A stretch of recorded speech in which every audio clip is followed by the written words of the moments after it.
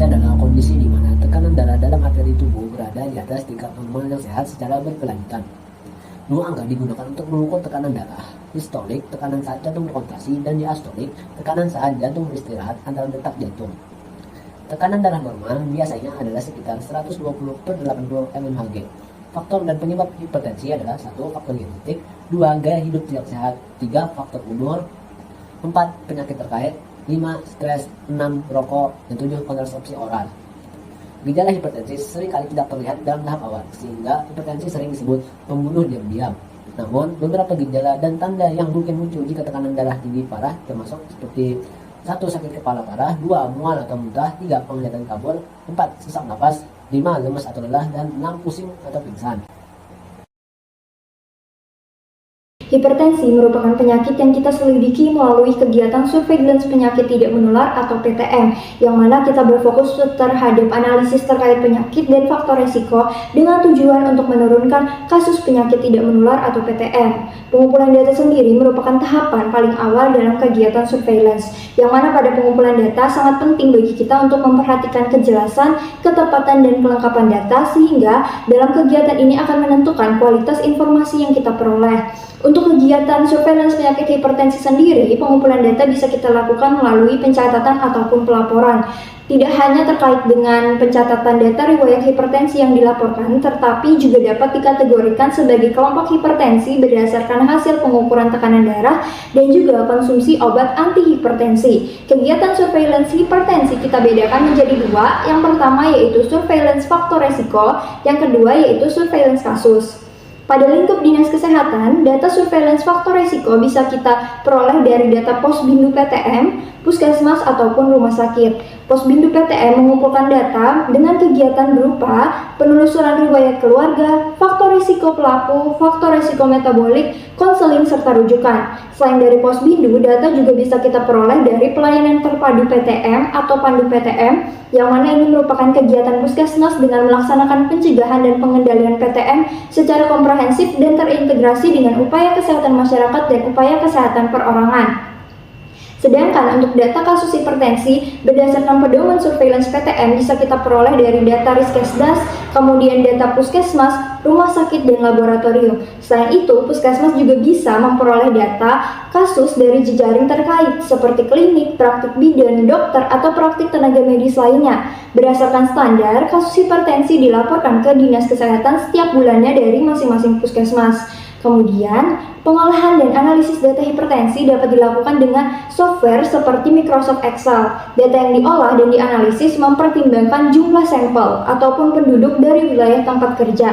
Adapun produk dari pengolahan data ini yaitu proporsi hasil pemeriksaan faktor resiko, proporsi kasus PTM berdasarkan seluruh penyakit, cakupan kunjungan, serta cakupan layanan. Analisis data kita lakukan secara deskriptif dengan mempertimbangkan orang, tempat, dan waktu. Kemudian hasil pengolahan data dan analisis ini akan digambarkan dalam bentuk narasi, tabel, grafik, ataupun yang lainnya sehingga mudah untuk dipahami. Dalam pengolahan data sangat penting bagi kita untuk memperhatikan ketepatan waktu, tidak membuat kesalahan, serta dapat mengidentifikasi adanya perbedaan dalam distribusi dan frekuensi kasus, dan teknik pengolahan data yang kita gunakan tidak menimbulkan pengertian yang salah atau berbeda. Interpretasi data, khususnya untuk hipertensi, merujuk pada proses menganalisis dan mengartikan informasi atau hasil yang terkait dengan tekanan darah tinggi. Ini meliputi pemahaman terhadap berbagai aspek terkait hipertensi seperti prevalensi, faktor risiko, komplikasi, strategi pengelolaan, dan implikasi klinis dari data-data yang terkumpul. Tujuan dari interpretasi data ini adalah untuk mendapatkan pemahaman yang lebih mendalam tentang karakteristik dan pengaruh dari kondisi hipertensi, serta menginformasikan langkah-langkah yang tepat untuk pencegahan dan penanganannya. Berdasarkan kasus hipertensi dari jurnal yang kami temukan, berdasarkan data Riskesdas tahun 2018, prevalensi hipertensi di Jawa Barat mencapai 39,6%.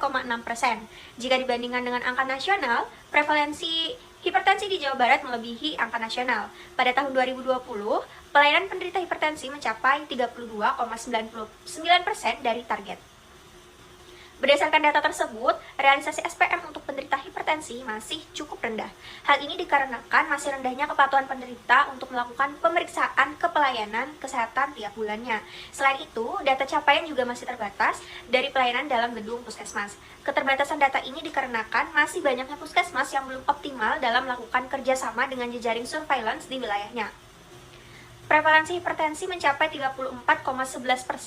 Angka ini mengalami peningkatan jika dibandingkan dengan tahun 2013 yang mencapai 25,8%. Kejadian hipertensi di Indonesia meningkat seiring dengan bertambahnya usia, serta lebih banyak terjadi pada perempuan.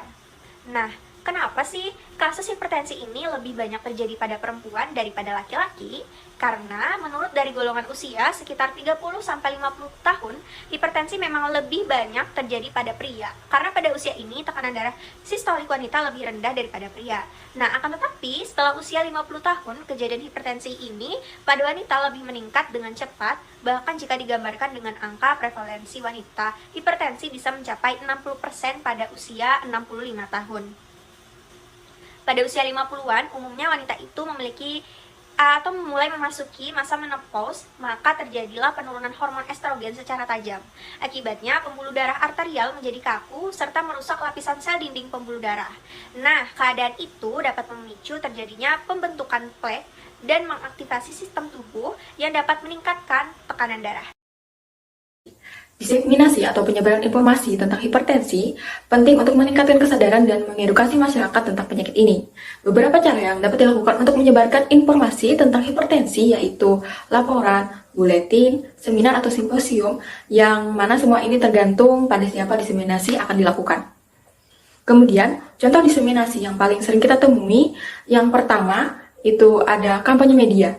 Organisasi seperti Perkumpulan Dokter Hipertensi Indonesia atau Indonesian Society of Hypertension melakukan kampanye media untuk menyebarkan informasi tentang hipertensi melalui berbagai media cetak dan elektronik. Yang kedua, penyuluhan kepada masyarakat, yang mana ini juga dapat disesuaikan dengan kelompok usia tertentu atau berpotensi dengan kondisi kesehatan tertentu. Yang ketiga, edukasi pasien. Setiap pasien yang datang akan diberikan edukasi tentang penyakitnya, gejalanya, dan cara mengontrol tekanan darah. Penyebaran informasi mengenai hipertensi sangat penting karena penyakit ini merupakan penyakit umum yang menyerang banyak orang dan dapat menimbulkan komplikasi serius seperti penyakit jantung, stroke, dan penyakit ginjal. Maka dari itu, penting bagi kita untuk meningkatkan kesadaran tentang penyakit ini dan mengedukasi masyarakat tentang cara mencegah dan mengelolanya.